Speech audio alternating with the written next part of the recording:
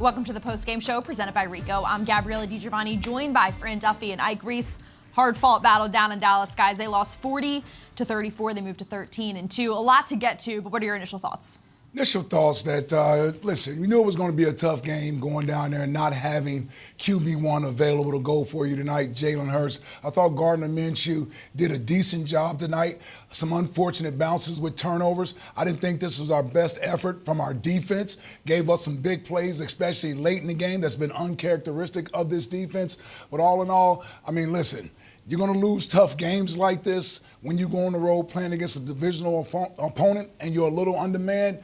But I know when the Eagles are flying back tonight, they know that they didn't play their best game tonight, and they could have won this game. There's no question. I think on both sides of the football, there will be plenty of plays that this team is going to look back, watching the film on the flight home tonight, and be really kicking themselves. 4 turnovers on offense. The Dallas Cowboys scored 3 touchdowns and got a field goal off of those 4 turnovers. So the defense unable to succeed in those sudden change situations. Also defensively, some inexcusable third down conversions from this Dallas offense. First half, so many missed opportunities. Then that 3rd and 30 late in the game with under 7 minutes to go to allow Dallas to climb back in this game. Offensively, missed opportunities. Defense, a lot of plays left on the field. On both sides, there's going to be a lot to talk about here this week. Let's start with the first half. They went into the half. The Eagles were up 20-17. So they didn't put 20 points on the board. However, they allowed 17 points. Now, the defense did a lot of the work in terms of Josh Sweat with that pick 6. He got him on the board. There were some field goals mixed in there, a quarterback sneak. The offense didn't have to do too much because the Dallas offense was on the field for so long. So that, I think, is the biggest takeaway from the defensive performance. Of course, there were sacks in there and some big plays, but they just let the Dallas offense play for too long on the football field. Yeah, I was really sort of pleased with the way the team played overall in the first half. To go up, halftime, get that field goal right before the half. I know they would have liked to have scored a touchdown, but I was impressed that Gardner didn't force the issue. There was nothing there, so he threw the ball away on 3 straight plays. Jake Elliott's able to kick the field goal. They go up 20-17. I'm feeling good about the way the Eagles played in that first half, especially with the way the game started. Josh Sweat, pick 6 early, and then, like you said, Ella, Dallas really with a lot of ball control offense in that first half. The Eagles offense not on the field as much, but I thought that they played well, especially being on the road in the first half. Ella, on the kickoff show, we talked about the third down being that game within the game here in this football game. The Eagles defense going up against the Dallas offense. The Eagles leading the league, third down sacks, and the ability to get after the quarterback. And the Dallas offense top 3 in every metric on third down. You look at the missed opportunities from this defense in the first half. You had that Avonte Maddox blitz on the second third down of the game. That was a missed tackle in the backfield. They're able to convert. They go on. They score a touchdown. 4th and 8. Darius Slay gets a penalty in the secondary. That leads to a touchdown a little bit later. CeeDee Lamb plus 26 on a free play where Josh Sweat jumps off sides. Dallas knows it. They go down the seam to CeeDee Lamb on a free play. They get points on that drive. So just in that first half alone, Dallas able to go 6 for 8. One of those missed conversions, they actually converted on 4th down. So you just look at their ability to keep those drives alive, like you mentioned. That was a killer for this game. And that's not to mention that 3rd and 30 plus 53-yard gain to T.Y. Hilton late in crunch time. Those third down plays, individual plays, they all happen for separate reasons. There's not just one cure-all for how to fix that. All individual plays that happen for different reasons, but the Eagles could not get off the field. Any of those drives go differently. It's a different ballgame. Oh, I think what was interesting about the graphic we just saw up on the screen is that the Eagles still had over 400 yards of offense. All week, when you're thinking about your quarterback who is an MVP candidate is no longer playing, how is this going to look? How's this offense going to operate? It didn't really look like they skipped a beat. It looked different, right? Because Gardner Minshew is a different quarterback, but they plugged and played him and they stayed within his skill set and it worked. But when you're turning the ball over 4 times against a team who leads the league in points off of takeaways, that's where you're going to run into some trouble. Yeah. I'll tell you where you missed Jalen at today was in the run game. Yep. The run game wasn't as effective as they would have wanted to be, especially when you're on the road. This is a high-powered offense. I'm not surprised we threw the ball today, considering what was available in that Dallas secondary. You knew some opportunities would be there for this Eagles offense, and you know the mindset of Shane Steichen and Nick Sirianni. They aren't going to dial it back just because the backup quarterback is out there. They believe in the pieces that make the whole, the sum of the whole with with this offense, but I would have liked for the running game to be a little more impactful, especially when you're on the road. That's how you control the clock. That's how you control the crowd noise. I just thought we relied on that passing game because it was available to us today. If we could have run the ball, that's where you miss the Jalen Hurts factor there. Even on the opening drive, right, you get down into the red zone and you see Gardner Minshew breaks the pocket. He's rolling to his right, and you see Micah Parsons close from the backside. And you're like, man, Jalen might run away and might score on that play. But I think when you look at this offensive performance, Ella, I think you made a good point that, look, they did so much. They put up so much on the board. They were able to accumulate a lot of offense. They put up 34 points here against this Dallas defense that has been so good at keeping points off the board from opposing teams. But you look back to week 6, and I think a lot of Dallas fans and a lot of Dallas supporters would say, oh, well, the Eagles, they didn't have their backup quarterback today. We didn't have our backup quarterback back in week 6. That team limped to 17 points here at Lincoln Financial Field back in week 6. So this offense, this entire unit, they did a great job tonight in terms of being able to move on without Jalen Hurts. Still, those missed opportunities, those individual plays will come back to haunt this team. When you look at the numbers too, Devontae Smith and A.J. Brown, another game where they both were over 100 yards. Devontae Smith now eclipsing 1,000 yards. They're both in the 1,000-yard club. And you look at the score, like you said, 40-34. That's without your starting quarterback. We lost Lane Johnson towards the end of the game. Jordan Davis was ruled out. Avonte Maddox was ruled out. The way this team was still able to roll with the punches and be in a position where they were trying to string together a game-winning drive is impressive. You got to give them credit. But when you talk about some of the things that went wrong throughout the game, it wouldn't have put them in this position in the first place. Yeah, the offense is one of the best offenses, if not the best offense in the league. And that's with the front-running MVP being on the sideline. The play designs, the skill position guys, the level of talent at the skill position. I mean, Dallas Goedert, just three targets today, caught all 3 of his catches, 3 of his receptions for over 60 yards. He was a big factor, could have been a bigger factor in that second half. But you look at those guys on the outside, Devontae Smith and A.J. Brown, you're talking about arguably the best duo of wide receivers in the league. Both of them over 1,000 yards. Happy to see Devontae go there. Not surprised. And I thought A.J. Brown would get a little extra attention today, so I thought Devontae would have a big day today and would have some opportunities there. Gardner Minshew did a great job getting rid of the football, making plays through the air with his arm. Just had some unfortunate bounces with the ball that landed in the other guy's arms for turnovers. Other than that, this passing game was efficient like it normally is week to week. I will say it is fun watching those two guys work, Devontae Smith and A.J. Brown. We're sitting here in studio and watching the game unfold, and it's third down. It's a must-have-it situation, and we're like, okay, Ike, Ella, is it going to be a slant to A.J. Brown, or is it going to be an option route to Devontae Smith? And it's like they ping-pong back and forth, and those guys able to come through for Gardner Minshew in this game. How about some of the catches that Devontae Smith made? That toe tap drag catch along the sideline late in this game. Just outstanding stuff there from the second-year wide receiver. A.J. Brown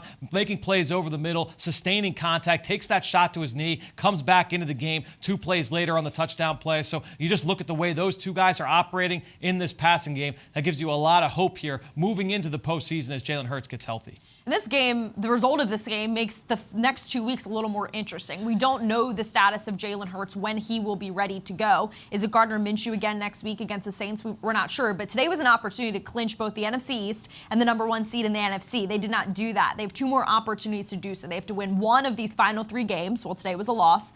You have 2 more chances. But depending on the health of this football team as well, with 2 games to go, there's a little more pressure on these final 2 games. Yeah, and you want to be able to take care of your business next week, right? They would have liked to have done it tonight, and then Nick would have the opportunity to rest guys periodically over the next 2 weeks. Unfortunately, that didn't happen. Next week's game is still an important game with something on the line. The #1 seed is still open. Minnesota won today. So it's a game that the Eagles need to have, regardless of who's in their quarterback. They'll be back home after being on the road for 3 straight weeks. I know that'll be a welcome sight for them. I know the link will be rocking next week.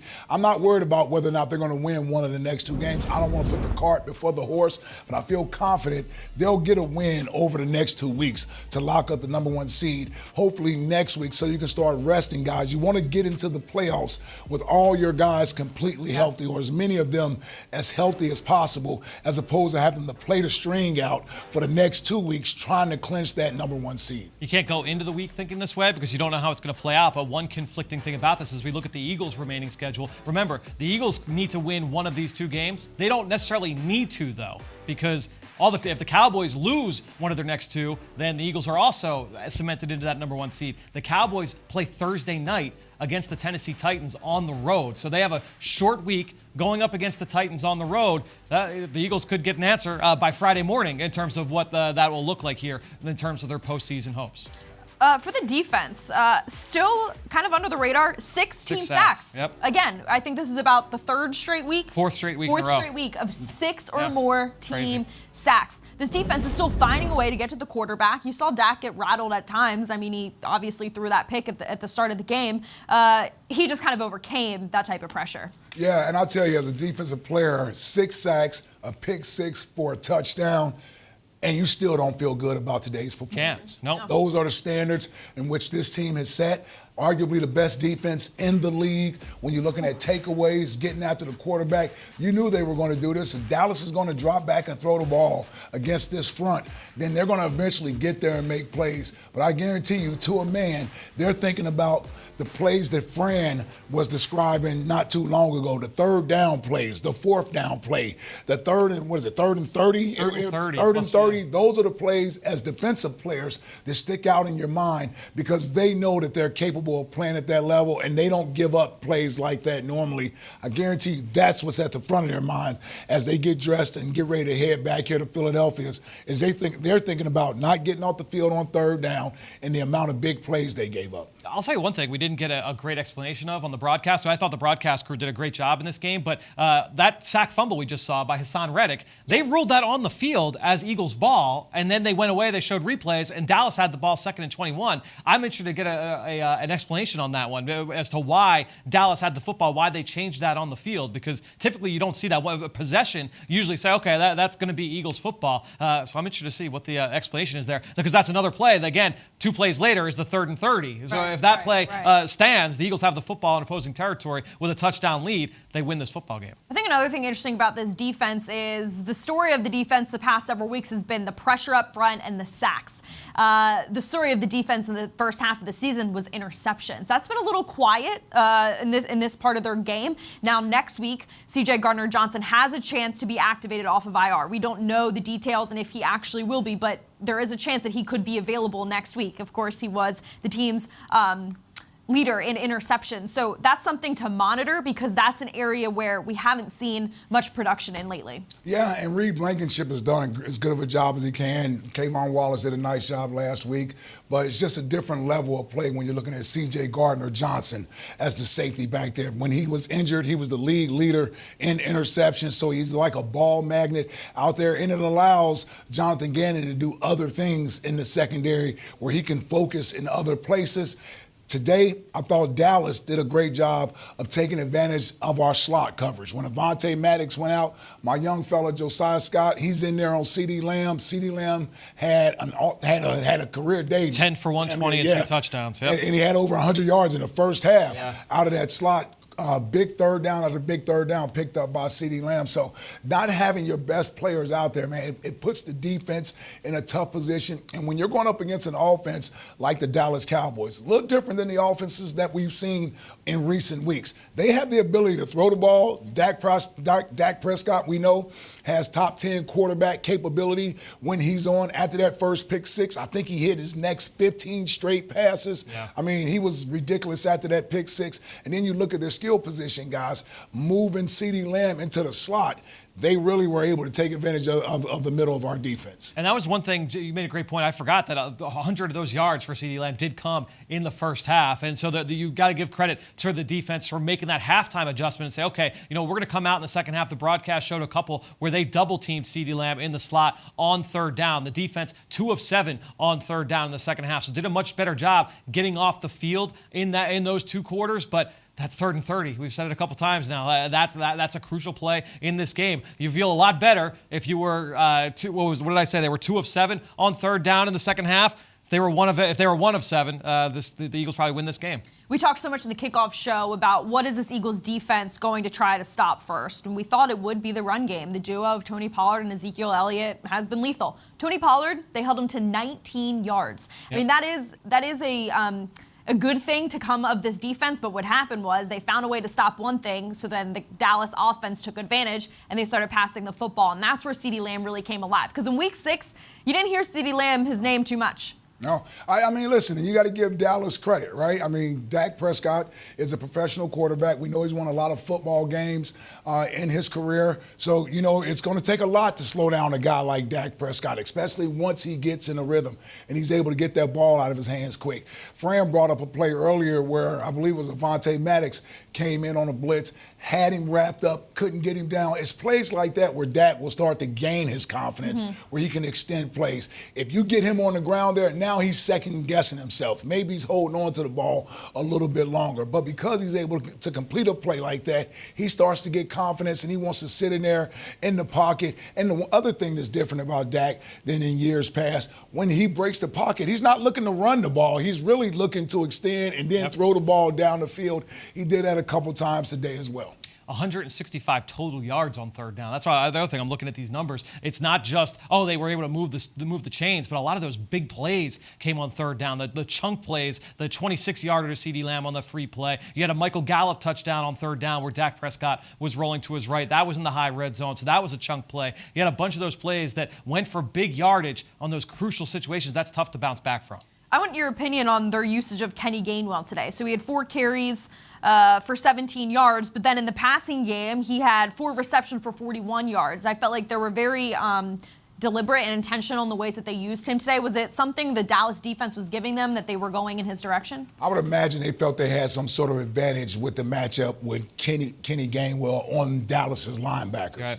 Right? You know, Michael Parsons, if you get him out in man coverage, he's a great athlete going forward. Doesn't do a great job changing direction, flipping his hips, understanding leverage when he's out there playing man-to-man defense. It didn't have Leighton Vander Esch out there, so you got a backup linebacker out there. I would imagine they thought the Eagles did some sort of advantage with Kenny coming out of the backfield, and the kid did a nice job of catching the ball when it was thrown to him. And also, you had 2 cases where they were in their 2-minute offense at the end of the first half and in the end of the second half. So we know that Kenny Gainwell is the 2-minute back in this offense. So when they get into those situations, you're going to see number 14 on the field. The good news is they're 13-2, and everything ahead of them is completely in their Pretty control. good. Obviously, there's a lot of things we can talk about and dissect, which are things that this Eagles team is certainly going to be dissecting in the days to come. But they're still in a very good position moving forward. Yeah, I mean, listen, you're talking about 13 wins, 13-2, nothing to hang their head down about. It's just that when you've played as well as they've had this year, you become used to playing at a certain level. And they've all talked about all year long about playing at a certain standard. They've set the standard,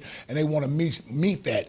I just didn't think our defense played to the standard in which they had shown us all year long. And you give Dallas credit, they made some plays, and maybe this is something we go back to the drawing board and we come back next week and we say to ourselves, okay, we know we're not going to allow this to happen and that to happen. And I believe that's what this defense will do.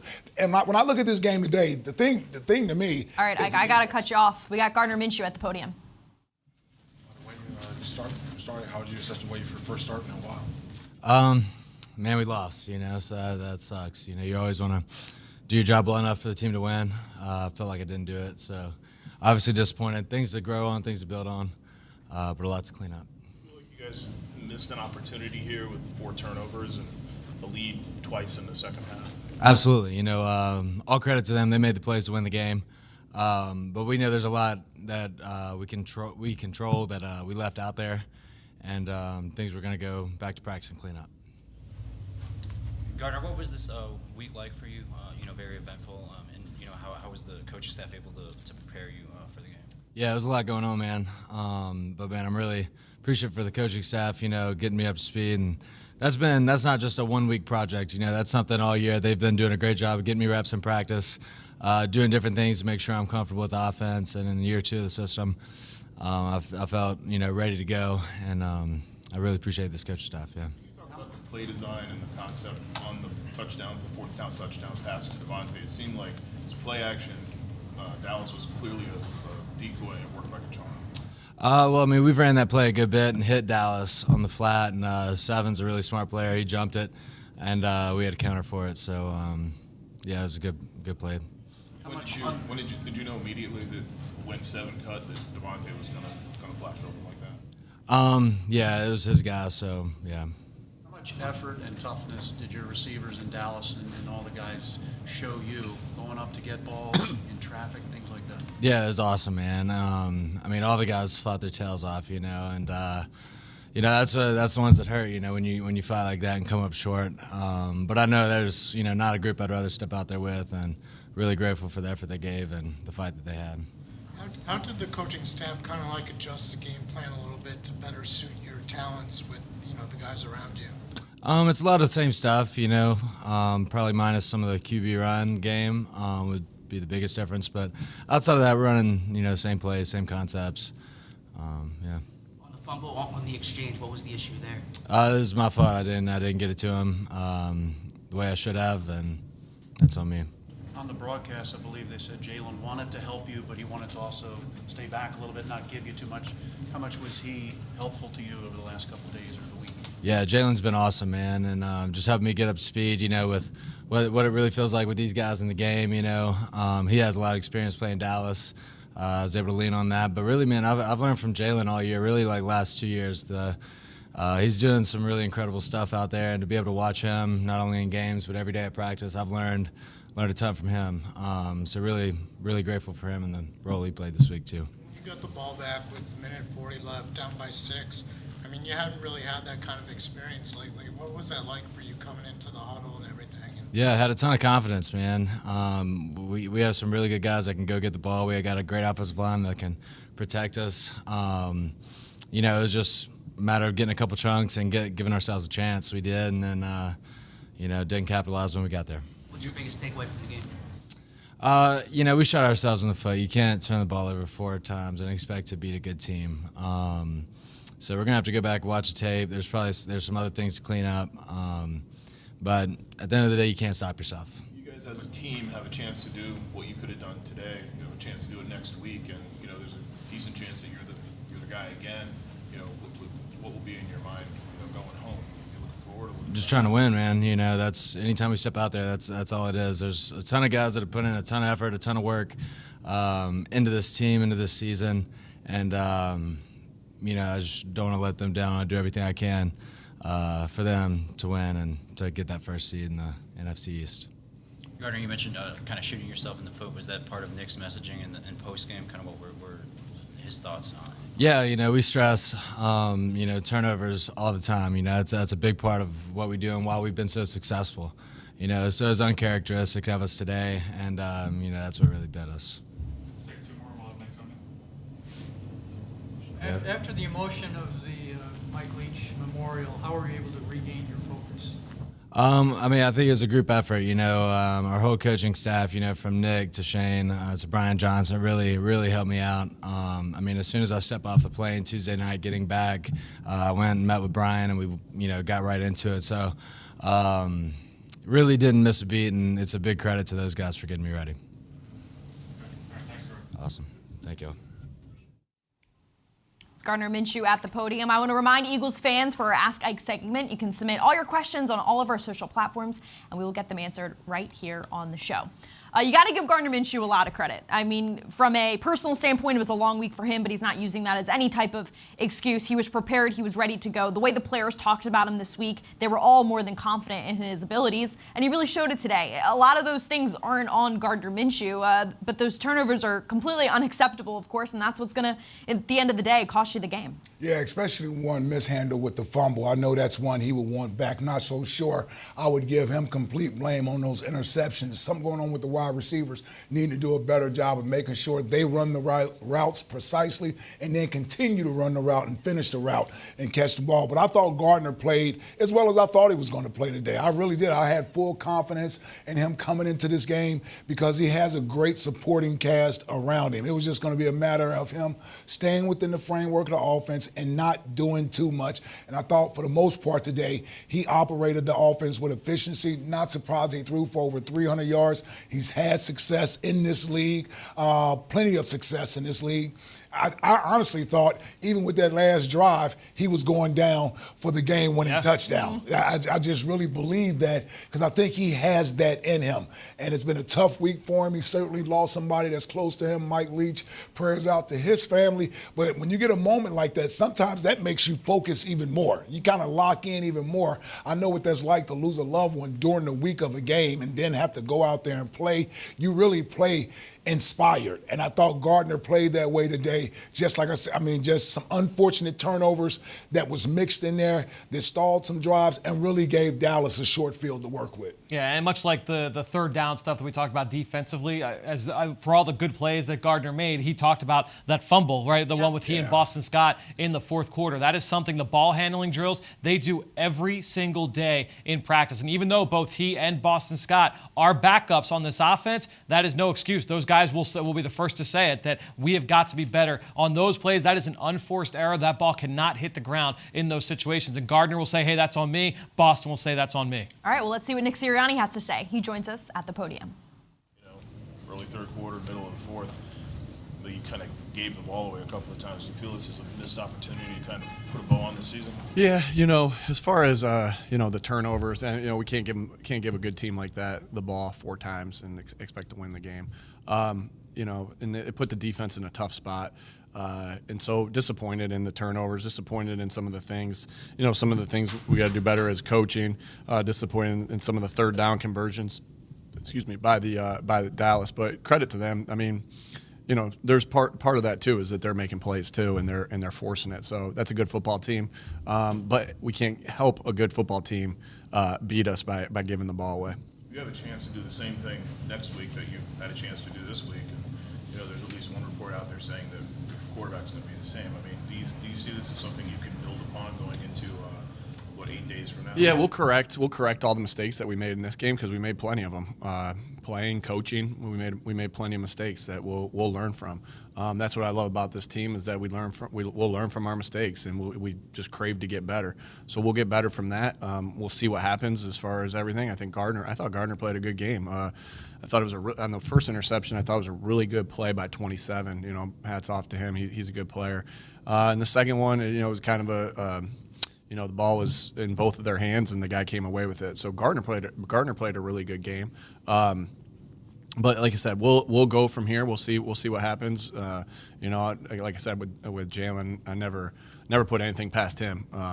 We thought he had a chance to play this week, and we'll see next week. But we'll take that one day at a time, and we'll see, and we'll get better from this game. On the 3rd and 30, they converted. The issue there. What was the issue on that play? The issue? Yeah, or the guy made it. We didn't make a play. The guy did. It was really as simple as that. T.Y. Hilton made a really nice catch. Dak made a really nice throw, and we didn't make the play. They did, and we didn't. Will this outcome affect Jalen's availability next week? If Jalen's ready to go, Jalen will play. He's our starting quarterback. If he's ready to go, then he'll go. I thought, again, like I said, that's nothing against Gardner, because I thought he played a really good game. But if Jalen's ready, he'll go. Not much change in the controlling your own destiny aspect of things. Is there some comfort in that? Coming away from a game. You don't think about that yet. We got to take these lumps that that they gave us and that we created ourselves, and and sit in them for a little bit. Because when you sit in them for a little bit and you identify what happened and what went wrong, that's how you get better. And that's all we crave to do, is just get better. We'll think about that. We'll think about the Saints after we fix the problems of this game. Because I know the Saints are a good team, but we got to fix the problems of this game. There's a process. There's steps. After you lose a game, after you win a game, the steps are get in there, watch the tape, figure it out, what went wrong, coaching, playing, fix it, and then move on. And so that's what we'll do. We'll have to sit with this a little bit, but the main goal is we get better from it. Change things for you guys? I'm sorry. How much did losing Avonte change things for you guys defensively? Yeah, Avante's a really good player. We'll see what's going on with him.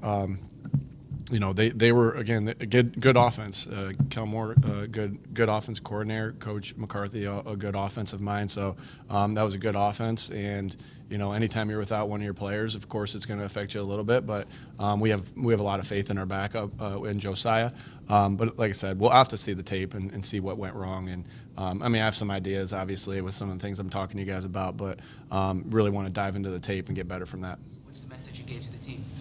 Yeah, hey, we win together, we celebrate together, and we pick each other up together. Everything's together. You know, it wasn't one phase that let one other phase down. It was a full, you know, it was offense, defense, coaching, everything. Like, we're in this together. And the teams that stick together through the ups and downs of the season are teams that continue to grow together. So, you know, just let's go. We'll figure it out. Let's get better from this one and, you know, get better from it. All right, thanks, folks. All right, thanks, everybody. Together. I mean, that's the theme of this 2022 Eagles team, and he was exactly right. It wasn't one unit that let the team down today. So in ways that they've put together team-winning performances, it was a team losing performance here today. Yeah, and that's the mindset they should have. You know, this team has won together all year, and the 2 times they've lost, I like the way they responded immediately after the game. You hear the comments coming from the head coach, from the starting quarterback of those games. I'm sure the comments will reflect exactly what the head coach was saying at the podium when they talked to the guys in the locker room. Listen, they have a lot more football left to play. We're going to be playing Eagles football around here, hopefully for the next 2 months with bigger goals in sight. Exactly. Knocking on all the wood. Well, and that's what they have to keep in mind. This is one loss. You just don't want them to fester and snowball. So you get this out of your system. Enjoy Christmas tomorrow with your family. When you get back to the NovaCare complex next week, it's back to business and get ready to take on the New Orleans Saints. And that's the thing, is that together mantra, and everything you just said applies to the macro, but it also applies to the micro as well. You look at this game, we talked about the issues that happened on both sides of the football, but for all the reasons that they could have lost, or that they did lose this game on both sides, they also nearly won it because of what they did on both sides. 6 sacks on defense, none allowed on offense. Doing what you did in the passing game on offense, defensively, being able to create pressure, get off the field on 3rd down in the second half, limit CeeDee Lamb to under 25 yards receiving in the second half of the game. Doing things a little bit better in the second half together allowed them to nearly come back and win this game. All right, well, it's Christmas Eve, but that did not stop Fran on breaking down some plays from the first half. So here's this week's Ricoh Review. All right, so for this week's Ricoh Review, we are going to rewind back to the opening drive of this football game where the Eagles get the football with Gardner Minshew at the helm. What would this offense look like? Well, it's going to be one of the more well-orchestrated opening drive teams in football. It's exactly what we've seen all season from this Eagles offense, and that continued here with Minshew. A very well-executed drive that started with a pass on a slant route to A.J. Brown. That was one of the first throws of the game for Gardner Minshew, and it went for a first down. After that play, very next snap, that's exactly where we're at here, where instead of running a slant, you are going to see a double move from A.J. Brown, a sluggo, where he's going to break inside like he's running a slant, and then it's going to be a go route. So that is a sluggo, slant and go. That is a double move against Trayvon Diggs, who is an excellent corner for this Dallas Cowboys defense, but he has a propensity to bite on those double moves. So what you're going to see from Diggs is when he sees AJ run that slant, he thinks, oh, I'm going to jump this, I'm going to intersect it, and maybe pick it off and take it back to the house. But instead, AJ Brown's going to win over the top. This is going to go 48 yards for an X play and a first down. Off play action, it looks like it's going to be one of their patented slant flat route concepts, and AJ Brown goes over the top for a huge play, puts the Eagles in scoring range. They're able to get a field goal on the opening drive. With Jalen Hurts, the Eagles have been excellent getting into the end zone on opening drives of the football game. Gardner Minshew leads them to points to start off this game. Well-executed game plan from the Eagles offensive coaching staff. Now is your chance to vote for the Toyota Player of the Week. Go to PhiladelphiaEagles.com/Toyota Player of the Week to cast your vote and get a chance at a brand new Toyota. All right, fellas, let's see what we got. Our 3 nominees for the night, starting off with Gardner Minshew himself. He threw 24 for 40, 355 yards, and 2 touchdowns. Let's see who's up next. You got to give it to him. Devontae Smith, 8 receptions, 113 yards, 2 touchdowns, and of course, he surpassed the 1,000-yard mark. How about Sweaty? He kicked things off in that first quarter with the pick 6 right to the house. What do we think? Wow. It's tough to go with a defensive guy after we gave up 40, even though Josh Sweat got our scoring off to a roaring start with that pick 6. Kind of stuck between Gardner and the Slim Reaper. Oh, man. I'm going to go with the Slim Reaper. All right. 2 touchdowns, played a very good game, had some big catches. Man, The only receiver we've had here with toe drag swag. I mean, my goodness, I've been here 24 years, man, and I haven't seen a receiver that operates on the sideline like Devontae Smith does in Midnight Green. So I'll go with the Slim Reaper. To me, it came down to Devontae and Sweat. Sweat getting over double-digit sacks for the first time. He gets over that benchmark here in this game. Devontae, though, the toe drag catch, like you mentioned, along the sideline, 2 touchdowns in the game. He goes over 1,000 yards. He went Air Jordan on a couple of those over the middle of the field as well. Some of them on third down. I'm going to go Devontae Smith as well for this game. All right, 2 for Devontae. But get your votes in on PhiladelphiaEagles.com. All right, it's on to New Orleans, huh? But we're coming back home. The Eagles have been on the road for 3 straight weeks. In tonight's Jameson Nightcap, we're going to look at the New Orleans Saints, how they've been playing in the NFC South. It'll kick off 1 o'clock at Lincoln Financial Field. They're 6-9 third in the NFC South. But look, the Eagles have one of the Saints' picks, so the Eagles are going to want to win this one, right, guys? Well, yeah, they definitely are going to want to win it and to lock up the number 1 seed. New Orleans somehow went to Cleveland today and won in sub-20-degree weather up Cleveland there. can help us out there. Yeah, I have no idea how the Saints won that game. But they also have something to play for. So this will be a dangerous team coming in here next week. They're not coming in here to lay down. They have an opportunity to win that terrible division in the NFC South. So, and depending on, I guess, what Tampa does tonight or tomorrow night when Tampa plays. I think it's tomorrow night Tampa plays. But yeah, New Orleans may still have a chance to win their division. So I expect next week for them to give us a tough game. But we'll be back home, like I said, first time in 3 weeks. Be nice to get some home cooking. It would. I think when you look at this offense, obviously Alvin Kamara continuing to make big plays for them, both in the run game and in the pass game. They've had a lot of injuries on that side of the football. The rookie first-round pick, Chris Olave, he's made a lot of plays for them over the season. Defensively, it's a lot of the same characters we've seen time and time again. Cameron Jordan, Demario Davis, Marshawn Lattimore, a lot of big names on that side of the football. We'll have you covered all week long through all our Eagles entertainment channels, and we'll be sure to update you as these injury reports keep coming out as the week goes on. But for now, thank you so much for joining us on the Postgame Show presented by Ricoh. For myself, Fran Duffy, and Ike Reese, happy holidays and go Birds.